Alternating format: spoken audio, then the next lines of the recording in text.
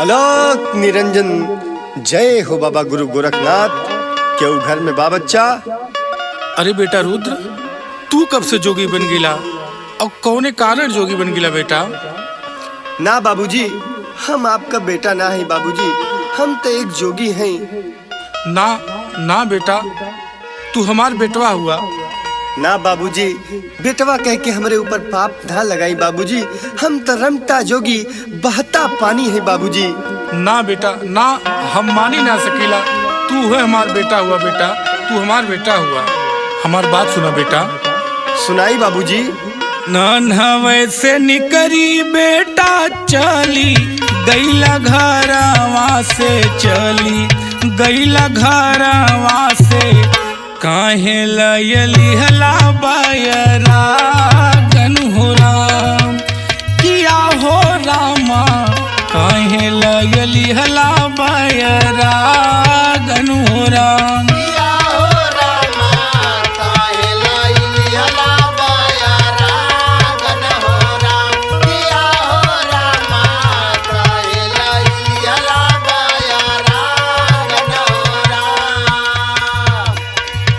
अरे बेटा रुद्र, ये सब तू का करत हवा? हाई सरंगी गुदरी फेंका बेटा, तुहार माई तोहरे बिना बहुत तरपतिया बेटा। सुना हमार बात। सुनाई बाबूजी। तड़पे मतरिया जैसे पानी, बिन मछरिया हो पानी, बिन मछरिया हो लगी है बुढ़ाई कौन डारन हो राम, किया हो रामा लगी है बुढ़ाई कौन डारन हो राम।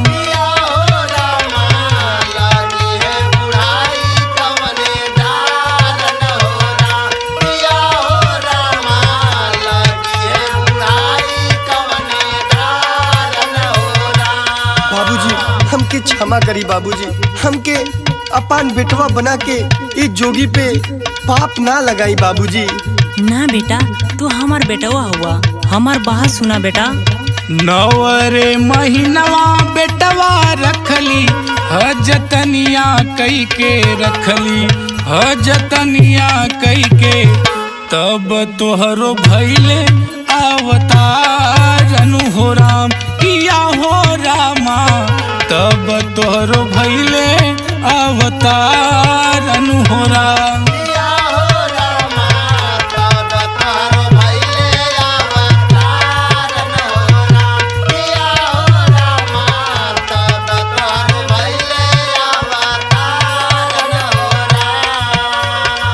अरे बेटा, कम से कम अपने महतारी के तो ख्याल रखा, जे तोहके 9 महीना अपने पेट में पलस। आखिर तोहरे महतारी से हमसे का गलती भइल कि तू जोग रमा लेला, सारंगी बुदरी फेंका बेटा। तू हमार बात सुना। सुनाई बाबूजी। सोचली बुढ़ाऊती में बन, बासहरवा हिरवा बन, बासहरवा हिरवा सारा जग कैला अनिहारन हो राम, किया हो रामा सारा जग कैला अनिहारन हो राम।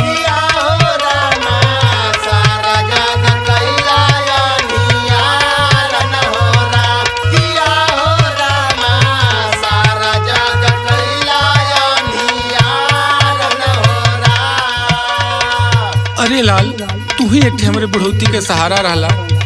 आखिर तोहरे माई से हमसे का गलती भइल जो तू घर के छोड़ के जोग रमा लेला। हाई सरंगी बुदरी फेंका बेटा। हमार बात सुना। सुनाई बाबूजी। कवने करनवा बेटवा छोड़लन, घर दुआरवा हो छोड़लन, घर दुआरवा हो बज्जर के छतिया कैली ननु हो राम, किया हो रामा बज्जर के छतिया कैली ननु हो राम।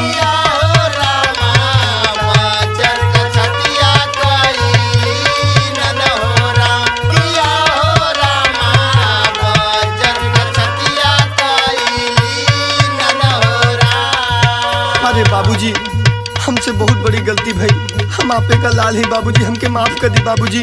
अरे बेटा, हम तो वो दिन ही तोके माफ कर देली बेटा, जौने दिन तू घर छोड़ के गईला वही दिने हमार करेजा कट के गिर गेल बेटा। हमार बात सुना। सुनाई बाबूजी। रोई रोई छतिया फाटे बूढ़ी या मतरिया के बूढ़ी या मतरिया के अपने ललन बिन घरवा सुनन हो राम किया हो रामा अपने ललन बिन घरवा सुनन हो राम।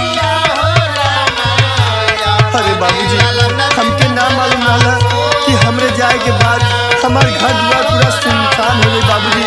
हम आपके पाँव पकड़ दी बाबूजी, हमके माफ कर दी बाबूजी। अरे बेटा